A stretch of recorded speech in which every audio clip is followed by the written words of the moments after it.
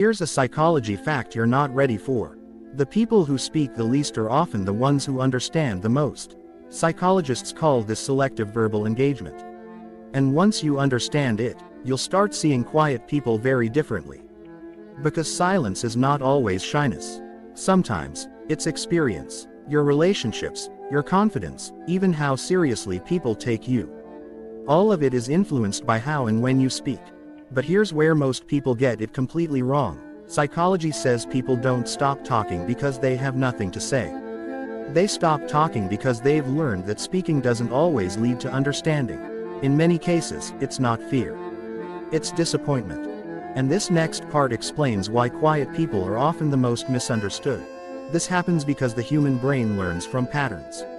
When someone repeatedly shares their thoughts and feels ignored, interrupted, or judged, their brain creates a rule: talking is risky. So the mind adapts. It reduces unnecessary speech to protect emotional energy. This is not weakness. This is survival psychology. Their brain does this to avoid rejection. Their mind thinks, if I stay quiet, I stay safe. But here's the reality most people miss. While others are talking to fill silence, quiet people are observing behavior, tone, intention, and power dynamics. They speak less because they listen more. If this feels personal, that's not an accident. There are 3 major psychological reasons why people speak less. First, overanalysis. Quiet people don't think in sentences, they think in systems. By the time they speak, they've already analyzed every outcome. So unless the conversation feels meaningful, they stay silent. Second, emotional intelligence. They understand that words create consequences.